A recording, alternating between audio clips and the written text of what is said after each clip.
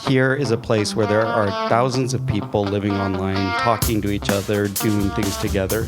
And to me, that's super interesting. And can we build art projects or even public art projects that are designed for people talking to each other who live online? I'm Sonia Manalili, and this is The Art Angle, a podcast from Artnet News, where the art world meets the real world, bringing each week's biggest story down to earth. The landscape of technological advancement in the art and design world is constantly evolving at a rapid pace. In recent years, we have witnessed the emergence of groundbreaking concepts like the Metaverse, NFTs, and easily accessible AI available to anyone with an internet connection. Amid this rapidly changing landscape, it is crucial to evaluate the success and relevance of these platforms as they exist now, and how they might evolve in a future we are just beginning to comprehend. To delve into the significance of these technologies, Artnet and Morlach Whiskey organized a captivating panel discussion titled Offscreen, the Current and Future State of Art, Design, and Technology. This engaging conversation brought together multidisciplinary artists Trevor Paglan, Khyati Trehan, and Sebastian Errazuris to share their insightful perspectives on the evolving digital domain. Thank you so much for joining us for Offscreen, the Current and Future States of Art, Design, and Technology. I am Sonia Manalili, the executive producer at Artnet News. And I'd also like to thank our partner in this talk, Morlach Whiskey. Thank you so much. In our rapidly evolving digital age, the landscape of art and design are continually undergoing transformation. Traditional notions are challenged and new possibilities are unveiled as technology becomes an integral part of the creative process for many artists. Tonight, I'm excited to speak with these esteemed artists to discuss how they are using technology in their practice and how they envision current technology will evolve. Since we have such a short time with them, I'm going to go ahead and delve into three main topics, which are the Metaverse, NFTs, and AI. Before we start, I would like to introduce the illustrious guests. To my right, I have Trevor Paglan. Trevor is an artist whose work spans image making, sculpture, investigative journalism, writing, engineering, and numerous other disciplines. His work has been in the Smithsonian Museum of American Art, the Metropolitan Museum of Art, and the Tate Modern. He has received various awards, including the MacArthur Genius Grant in 2017. Hi, Trevor. How are you doing this evening? Fantastic. Thank you for having me. Thank you for coming. In the middle, we have Khyati Trehan. Khyati Trehan is a graphic designer and 3D visual artist. Her career covers a multitude of disciplines. She has created imagery for the likes of the Oscars, New York Times, Apple, and Google. Thank you for joining us, Khyati. Thank you. Happy to be here. And at the end, we have Sebastian Errazuris, a designer, artist, and tech entrepreneur who's had his large-scale public art installations in Times Square, the new museum, and Chile's National Stadium. His art and design works have been showcased in more than 100 exhibitions and included in permanent museum collections around the world. Welcome, Sebastian. Thank you for joining us. Thank you so much. So let's start with a topic that has kind of fallen out of conversation in the world of technology, and that is the Metaverse. But I am curious to see if you think that it still has potential and what potential that could be. Khyati, you created a project called Meet Me in the Universe, which you created 3D renderings of a Conran pirouette coat stand and introduced it to various brightly colored objects, and eventually they merge and spin and dance in the form of a mobile. First off, how do you define the Metaverse? I think I had a pretty long and hopeful and positive definition maybe 2 years ago, and that's changed because I think the promise and the idea was so interesting in the beginning, but it kind of boiled down to VR for the web in most cases, and I think the gaming industry is a great source of inspiration. So how I define it now, after all its applications or non-applications, is a little fuzzier. It's not a place in my mind or like an application. It's perhaps a changing relationship with technology and how we use it. And if I had to be like super tangible with it, it would be the way that we associate value to digital things in the same way that we associate them to physical things.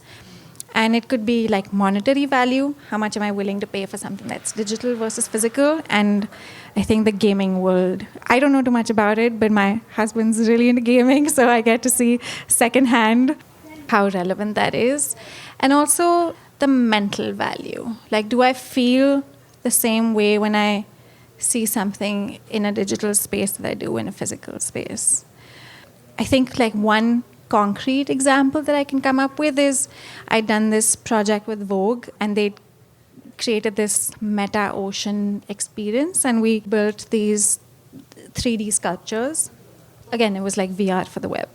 But when you're like going through the space, going through the ocean, and then you discover your sculpture, that was like a delight. And I wondered if I would feel the same way if I was walking down Times Square and I saw my art on a billboard. Like, is that the metaverse? I'm not sure. We had a Metaverse explainer episode that our amazing colleague Tim Schneider hosted, and he was speaking with Tina River Ryans. And the idea that the Metaverse is this other place was just not something that she thought was a real definition. We are so immersed in technology. We interact with it so much. She had met her partner online. It's just so integral. And when you phrase it like that, it's like we're already existing in the Metaverse. What do you think, Trevor? That sounds good to me. Sebastian? I think the notion of a metaverse is very old, very promising. The idea that an artist, as opposed to a film writer, doesn't need to sell their work to one single person, but could potentially have a variety of people pay them for experiencing their art is fascinating, right? Because you're no longer selling to one, you're instead being paid for the experience. That is fascinating, and for a lot of people, the promise of the headwares was supposed to happen. A lot of us lost a lot of money. I was building a metaverse with a team 6-7 years ago. I was sitting down with the head of augmented reality of Apple, and he was basically like, Sebastian, it's going to happen next year. And we've all been hearing that promise forever. It eventually will happen, and it will be fascinating. The process takes time, and the problem is the in-between. So if you're acquiring an NFT today, and you're basically buying a JPEG, it's kind of like going back to the 80s and buying an Atari game that you want to potentially be able to use in a computer today. It's similar. We're trying to sell artworks of low resolution and of no interaction for a future that we barely can comprehend. And so there's a disconnection, but it eventually will happen, and ideally should be fascinating and freeing as long as it's artists continuing to make the work and not AI. When you say it'll eventually happen, how do you envision that happening? So most people divide it between augmented reality and virtual reality. So augmented is our reality as now, but enhanced with extra things, which could be everything from data to sculptures that we're seeing here, all the way to disconnecting this and maybe being in the North Pole or a starship with other elements. That depends entirely on the quality of the headset, which is getting better and better. You don't get it dizzy, etc. But eventually the tech will get there. The moment the tech gets there, it will be fascinating, because all of a sudden you won't have to maybe worry about the interior design of this place. You can just switch it to the new design, and you can say, hey, welcome to Neue Haus. Today we have a new designer, and tomorrow we'll have an architect that's presenting something else. That potential is dependent on the tech, but the tech is obviously moving very fast, and we just need the hardware to catch up. The thing that I really like about AR is that you're both in the physical and the digital world. And with VR, do you imagine that we'll be spending a lot of time in VR, or it's just very specific experiences that you want to have? Some of the fears is that we'll spend way too much time, which People have been afraid of that since the 60s, right? It's like you're watching too much TV and now you're spending too much time in front of your video games. We might end up spending the same amount of time. Ideally, the experience gets better. The problem is going to rely probably in the moment that if there's less jobs and less people getting well paid and more people on a universal basic income of sorts, there's just going to be more people plugged into a reality to avoid their current reality. And that might be a bigger sort of substantial change. I was trying to think of a word that describes that, and it's like escapist. Are you moving into a space of imagination, or are you escaping the real world? It feels like it can have positive and negative ramifications, both. I have an Oculus. I don't use it much. And I think that kind of illustrates how the hardware hasn't caught up, because the experience is like it causes a headache. So even if we talk about these in like these conceptual terms and we get all excited about it, when you're doing the thing, that's when you can really talk about how it is in today's time. Do you have an Oculus, Trevor? I do have an Oh, you Oculus. do? Do you game on it? No. We were trying to build for a while in the studio installations that could show you scale in a way that's not possible, like in physical spaces, but we kind of abandoned the project after a while because we just didn't like having shit on our heads. So now we're going to move to NFTs. During the 2021 to 2022 bubble, NFTs sparked many spirited discussions about the future of art ownership, the democratization of the art world, whether or not they were actually art, and more recently about whether or not they are dead. But recently, artists have been releasing lots of NFT projects. Sai Go-chung released the NFT project EET, or Exchange with Extraterrestrials, which he describes as an oracle that lives on the blockchain. It welcomes users to ask questions, much like they would ask a fortune teller, and it gives them answers. Then Kenny Schachter also released a new NFT project called Pop Principle, which is a gamified project that pits traditional art players against the digital art vanguard. But more importantly, Trevor, you released your NFT series, Preludes, which is a series of experiential musical NFTs, which I'm excited to speak to you about because one of your inspirations was Xenakis. They're part of your, quote, speculative reality work called Cyclops, which is now on view at Pace Gallery. It just opened on Thursday, correct? The NFTs are black and white abstract pieces made up of graphic musical notation. There are also puzzle pieces that unlock other aspects of the work in Cyclops. Can you share with us the concept of your experiential NFTs and how they all tie into the bigger picture? I think this is maybe a little bit related to the Metaverse conversation, where I don't care about NFTs per se. What I care about is here is a place where there are thousands of people living online, talking to each other, doing things together. And to me, that's super interesting. And can we build art projects or even public art projects that are designed for people talking to each other who live online? That's really where I'm coming from in terms of doing the NFT project. The NFT aspect is a way to connect with a kind of community that has those pre-established connections within them. So the Preludes project is a series of musical scores. They're generative, much like in the style of a lot of post-war music was done, these kind of aleatoric and algorithmically generated compositions. But they're all generated in such a way that they have a puzzle in them. There's a musical puzzle. And if you solve the puzzle, it gives you a key to enter into this bigger, what I think of as an online public art project called Cyclops. And Cyclops is a series of audio puzzles that as you start to solve them, it starts to create an interactive story.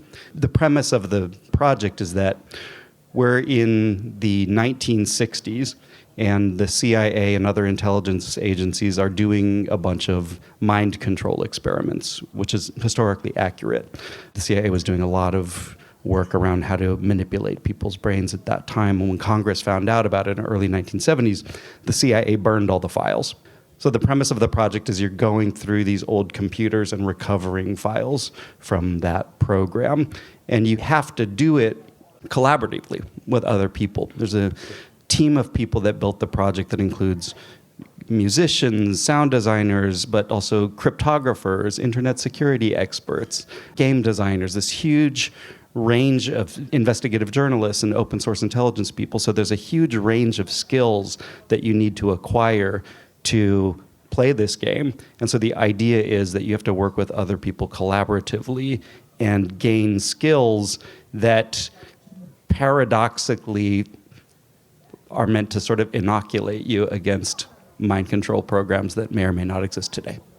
What I find really interesting about this project is many things, but the idea of community, engaging a community, and then also the idea of the interactivity with NFTs. And I think the interactivity with an NFT is the next evolution of digital art, and NFTs will be. And I think we can go so much further, in terms of like collaboration and collective problem solving is such a more fruitful type of engagement. And so for me anyway, like in my own history, that's so much more satisfying. And so that's really interesting in terms of developing artworks that try to have that sort of interaction. I've only done a few NFTs. We sold digital diamonds. So we set up a digital diamond company. And the idea was that diamonds are a monopoly held by the De Beer family. They have something like 80% of all the diamonds. And there's much more diamonds than we think there are. There's no scarcity of diamonds. And so today, many of the diamonds that are produced in a lab are man-made.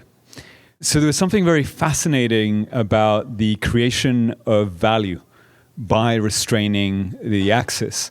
My team started working and we created NFT diamonds and managed to sell digital diamonds at the price of real diamonds, which was incredibly fun just for the sake of it. It's always fun to fuck with people. And there was something fascinating in how absurd the whole thing was. I mean, it's as absurd as buying a diamond that theoretically gets devalued the moment you take it out of the shop.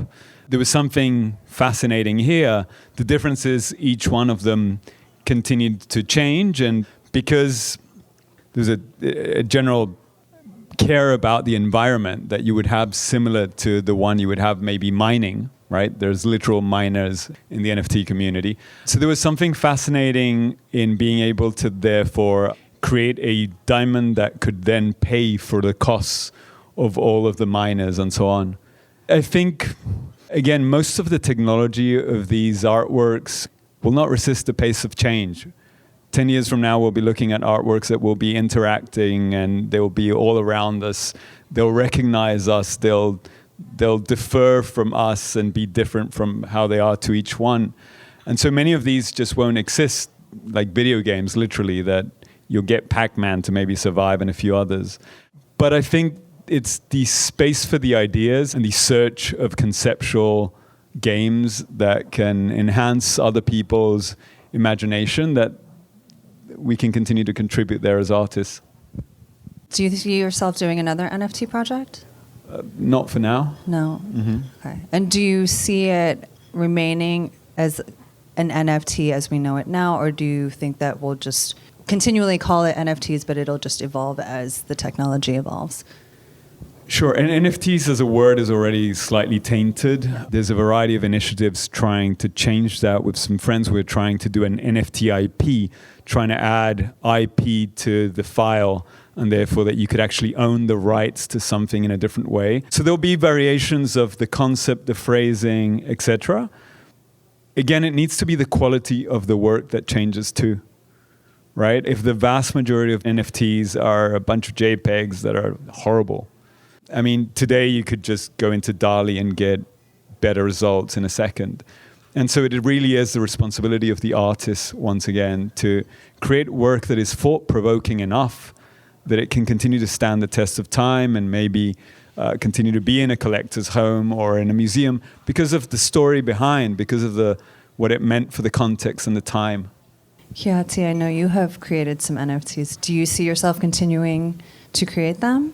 Or in a different capacity? Eventually, perhaps, but I think my relationship to NFTs is a little more like pedestrian compared to Trevor and Sebastian. For a lot of us digital artists, it was really this is R&D that I make. Now NFTs give me an additional purpose.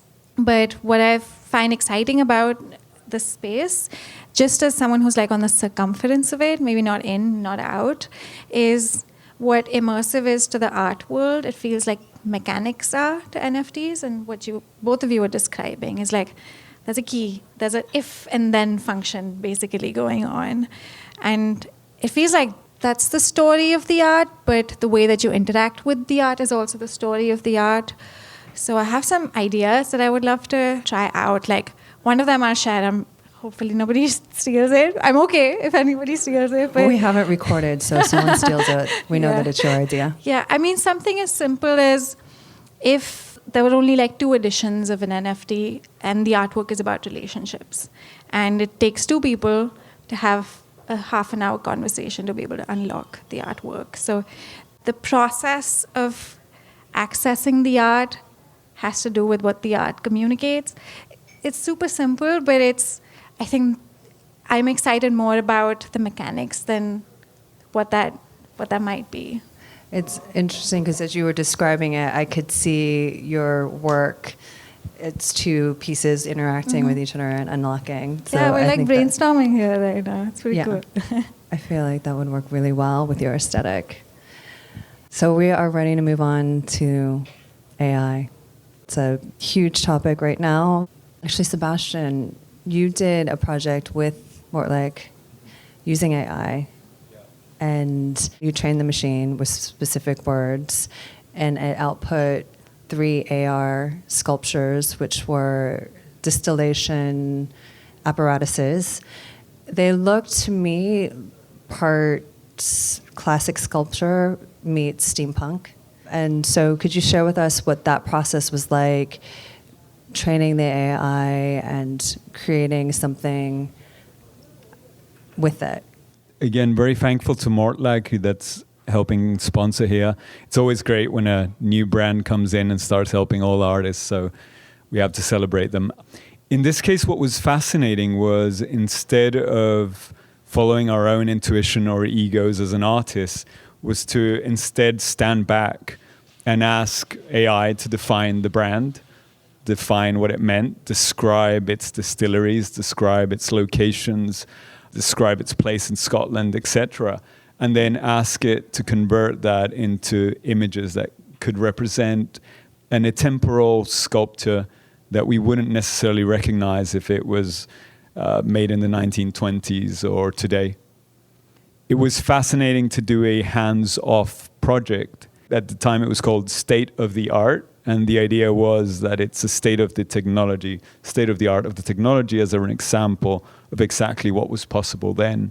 If we were to continue doing that same exercise every 6 months or 1 month, we would probably see the speed at which it continues to vary and change, and the way in which it gets more sophisticated, more fascinating, maybe more precise, and so on. So there's something very nice in almost if one was to save prompts and then understand later what a prompt means to an AI that has evolved, or on the contrary, understand how we've evolved to understand the prompt.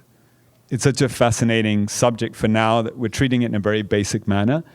We just give the AI a bunch of phrases and we're almost like a child expecting information. And it's fascinating because we tend to think that AI isn't a reflection, that the current chat AIs are a reflection of the engineers that built it. But the reality is that it's trained on the entirety of human knowledge. And so it's much more a reflection of us as humanity.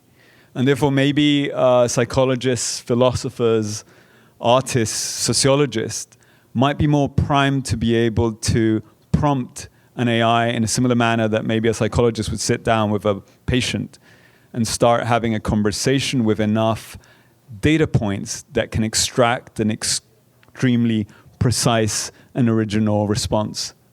And so there's something fascinating there in which we might be going to, or kids might be going to AI prompt schools, and we might be trying to understand how to get the machine to reflect back not only its current state, but a reflection of what we are and who we are as people and as a culture. Interesting. So actually, Trevor, I'd like to hear your reflections on that. You've been working with AI for a long time. So when you started working with AI, what was your experience like with training it and prompting it, and how have you seen it evolve and change throughout your creative process? Yeah, so I've been working with AI for quite a long time. You know, back in the day, we were making generative images, but we would have to build our own training sets, our own generators, build the whole thing up from scratch. And I was trying to build them in ways that were allegorical, right? So I was trying to build AIs that were, based on Freudian psychoanalysis or the different kinds of allegories that humans have used to try to make sense of the world. Trying to build AIs that had logics that were fundamentally qualitative rather than quantitative. Since this generative turn in AI, my thinking about it has evolved as well. And now I guess what I'm really interested in is that experience that you described, which is that the aesthetic feeling of interacting with an AI is one of interacting with something that is supernatural, because it can do things that you can't do, and therefore I think that we subconsciously want to endow it with a kind of power. And I was thinking about the fact that that puts us in an extremely emotionally and psychologically vulnerable position, right? When we're interacting with something that we think is smarter than us or that is more intelligent than us or what have you. And so I started thinking about, we're quickly moving to a world where much of the content that we interact with, whether that is language or images, will be generated on the fly for us based on our metadata history. You and I, in the very near future, might watch a movie on Netflix, and that movie is different based on what Netflix thinks that we want to watch. So now add capitalism to that, right? So that movie will be modulated according to your desires in such a way as to try to extract as much value out of you as possible. So that relationship will become incredibly manipulative, right? And I think AIs will be very, very good at manipulating all of us. And I was trying to think about what is the metaphor for this. And I came up with a metaphor of psyops. And I started thinking about the fact that we're moving perhaps through this moment of surveillance capitalism into a world of psyops capitalism, where much of the media that we interact with got our number, knows what we want to see, knows that we think it's hyper intelligent, and is trying to extract some kind of value from us. So I just opened a show last week at Pace Gallery, and the show is called You've Just Been Fucked by Psyops. Now, in the background of it, I'm thinking about AI. But when you look at the content of the work in the show, there's nothing using AI generative work at all. The centerpiece of the installation is a former Air Force counterintelligence officer whose job it was in the 1980s was to create disinformation about UFOs. Sounds totally insane, but he was protecting like laser experiments and stealth airplanes, all kinds of weird stuff at this military base out in the desert. People would see weird stuff in the sky and say, "What are you guys doing there?" And he would say, "Let me tell you the truth. We're doing UFOs." And he would create these fake documents and give it to them, and sort of ended up writing a lot of the plot of the X-Files, right?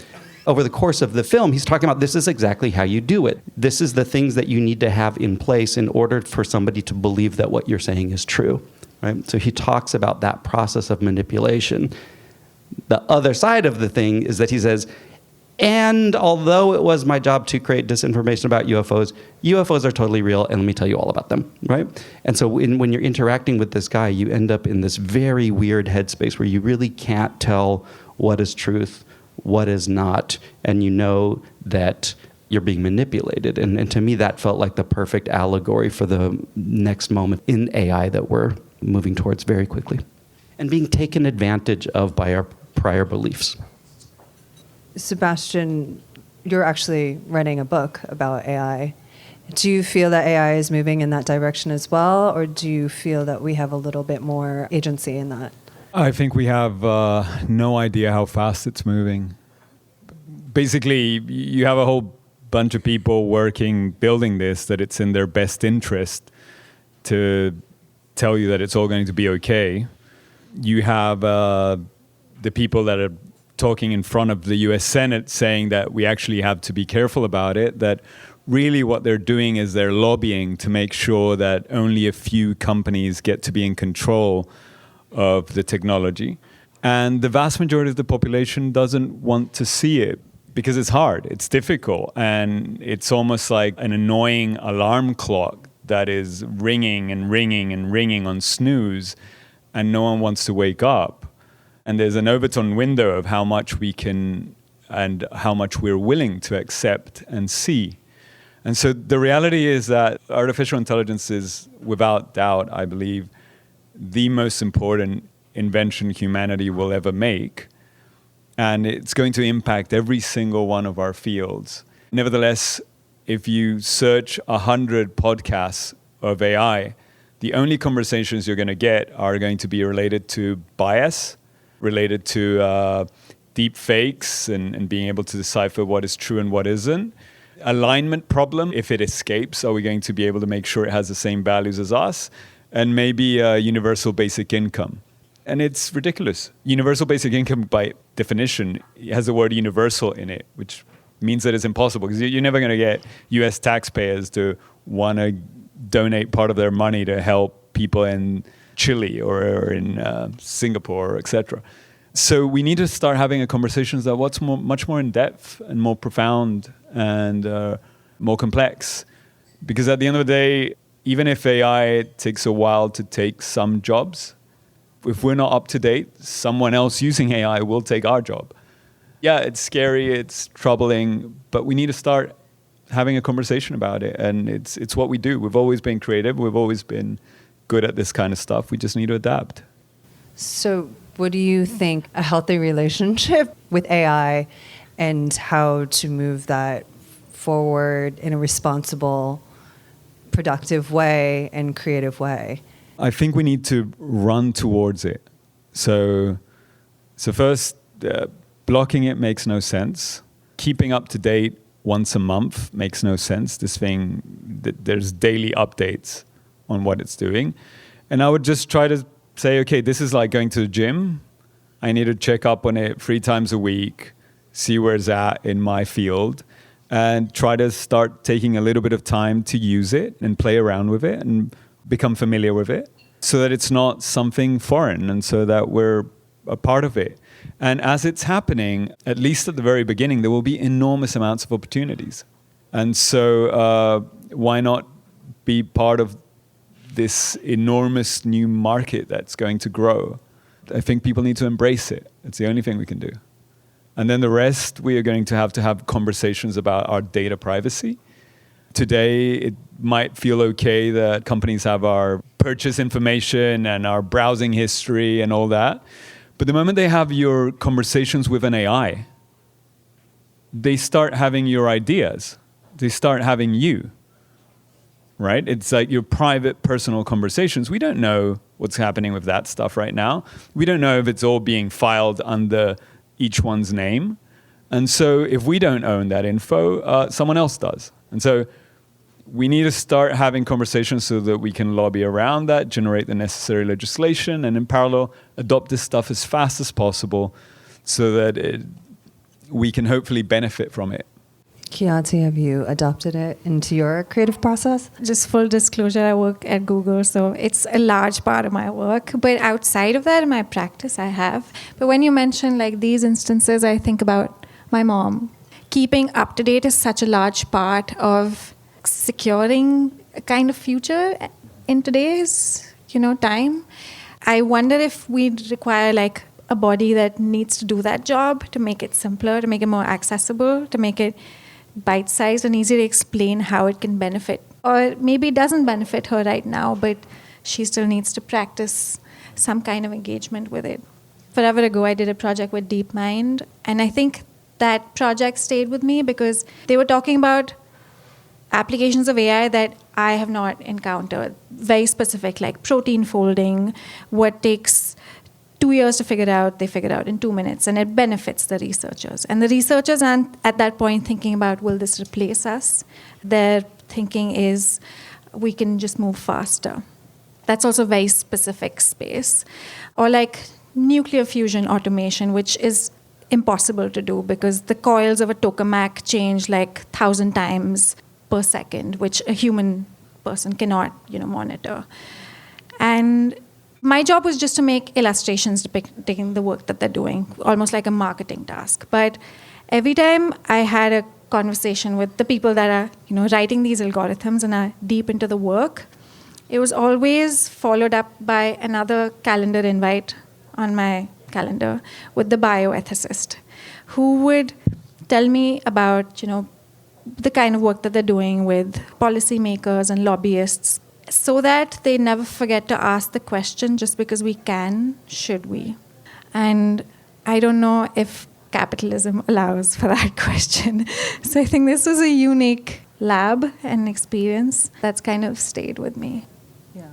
You use AI in so many different I use AI in a lot of ways, but I just have to say, at a societal level, the idea of running towards AI is fucking insane. Like, I'm sorry, like, I understand what you mean. I think you're talking about, like, individually, like us trying to work with it, but we're seeing a very small number of companies running towards AI, and even at these companies who have not shown themselves to be good actors in terms of, like, cultivating democracy, justice, and the kind of societies that we want to live in, even they're extremely concerned about what they're looking at and saying, like, this could have dramatically horrible impacts on society. And we want to be regulated, or at least told to take a step back and analyze what's going on here, because we have a range of very, very foreseeable, very, very disastrous situations, whether that is from security on one side, which is really very poorly understood in relation to AI, towards, we can talk about the effects on the economy, we can talk about the effects of the consolidation of power in a very few number of companies. There's so many different points that are flashing yellow saying caution, caution, take a step back, figure out what the fuck this is going to do. Think about it closely. In retrospect, it was a terrible idea to run towards the fossil fuel industry. It was a terrible idea to run towards nuclear weapons. And I think we can probably learn from those historical examples, ideally, and say, when we're looking at something that has the power to so dramatically affect society, we might want to think about what it is that we want to do here. I'm going to have to answer to that. Basically, there's no running away from AI. Oh, I agree with you. There isn't another planet to run to. So there's no running away. And basically, if this thing is going to spread like wildfire, you might be aware as fast as possible of what it's going to do. The book starts with a little quote that says, how do you escape a bear attack? And then it says, you can't. You can only run away faster than the rest of them. And here, the way of running faster than your competition or your colleagues is running towards adoption. Now, of course, we have to be extremely careful, which is why I'm talking about the need for pushing these ideas for legislation and so on. But we can't legislate that which we don't understand. We can't prepare for that which we do not understand. And so blocking it right now isn't doing anything. And so unfortunately, I think we need to start wrapping our heads around what this is. That doesn't mean maybe giving all your data to it or deciding to bet everything on AI. But we're about to see the biggest wealth creation in history, bigger than the internet and the digital phones combined. And everything is going to reshuffle. Within that, the arts too. The bigger threat for the arts is not so much, are we going to be forbidden from making art?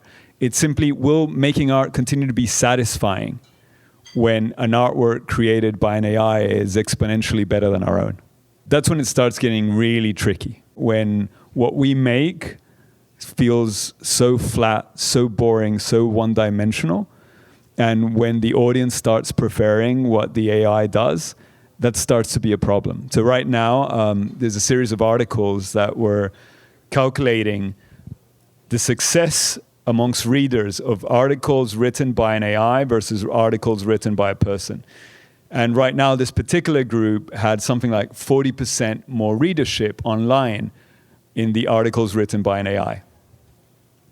That's a problem. If you're a writer, you want to get informed about how the AI is constructing that and not just look around and continue to work as usual. I definitely agree with that, and that's what I was trying to allude to with this world of psyops, like coupling that, the aesthetic experience of interacting with AI, which we both agree is very powerful, and just thinking about what is the motivations on the other side of that experience, right? As a silver lining, really quick, I don't want to be the doomsday person. There are many opportunities, right? So if an artist had been mainly focused on aesthetics is something AI does really, really well. And so the idea is if you start understanding how this thing functions and the iteration of visuals is something that's easy for it, well, maybe you need to go back into concepts and ideas. And so if you go back to stories, you were telling us about the stories behind the artwork that give it meaning. Well, maybe we just need to start tweaking which aspects of our practice are the ones where there are bigger moats between us and tech, and try to focus on those, understanding that many of the others will be creeped up upon by the tech. It's interesting as we think about this with art. Whenever new technology is introduced to it, there's always these amazing, complex conversations that are happening, and obviously right now it is AI. As much as I would love to continue on, and I think it's time to wrap this up, so I'd like to thank Trevor, Khyati, and Sebastian. Thank you so much. I'd like to thank Morlach Whiskey, and I would love to thank Neue House for hosting us. I hope you guys enjoyed the conversation and learned a lot. That's it for this week's episode. If you like what you hear, you can subscribe to the show on Apple Podcasts, Spotify, or wherever else you get your podcasts. Also, take a moment to rate and review us. It will help other listeners discover what we're doing. The Art Angle is produced by me, Sonia Manalili, Caroline Goldstein, and Tim Schneider. Thanks for listening, and see you next week.